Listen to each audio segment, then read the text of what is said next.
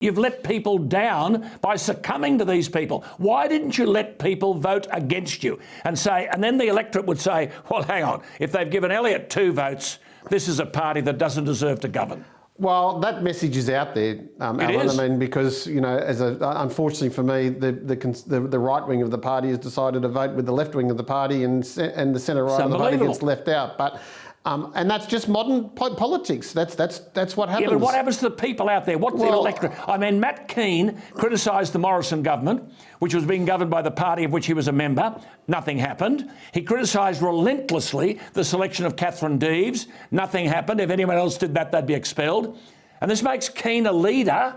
And then in relation to the Sakdalini-Patinos, a journalist last Monday tweeted, and I'll repeat this because I did this last week with my program here, quote, the journalist said, the perception amongst women, something very rotten in the New South Wales government, swift, decisive action against a woman accused over the possibility of, quote, unsafe workplace practices. And yet, the Barilaro Ayres situation, double standards, women have long memories, especially when it comes to vote. Now, I don't agree with the thesis of that point, but Kean is the New South Wales Treasurer, the putative deputy leader. He's the Energy Minister, yet he retweeted a response to that journalist, quote, oh my God, yes, thank you for pointing that out, an utter disgrace.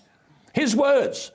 So Perrottet's behaviour in dealing with Ayres was an utter disgrace, that is, in not sacking him.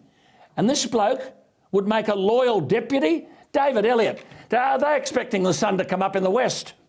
Well, I mean, Dom's obviously a little bit more forgiving than me because I did call out Matt Kean over his treatment of Katherine Deves. I did call him out over his the treachery that he displayed during the federal campaign, and I'm going to keep him to account. And your viewers can be rest assured that I will be keeping him to account, and I'll be making sure that that he gets the same level of loyalty that he didn't offer the Federal Liberal Party. That's just, there's no nicer way of saying that. But I mean, I avoid using the gender card. I mean, I mentor women. I've got a female chief of staff. I've promoted females in my council so that they can replace me one day as an MP. I mean, that's my view, but I don't go around trumpeting it as it's some sort of virtual,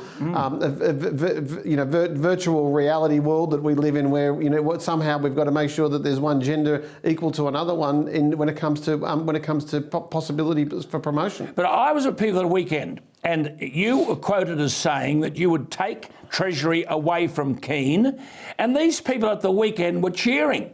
They said, about time someone did this. This might give me a reason to vote Liberal. And now tomorrow, there's every possibility that on top of Treasury, on top of Energy, which he's made a mess of, he'll now have a deputy leadership. I just come back to the point, don't you really feel by not standing you've let people down?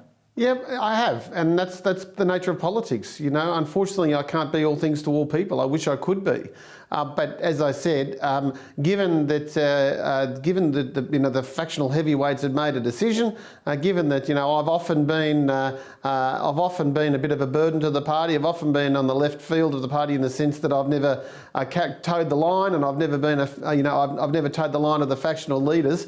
That's the price I've had to pay.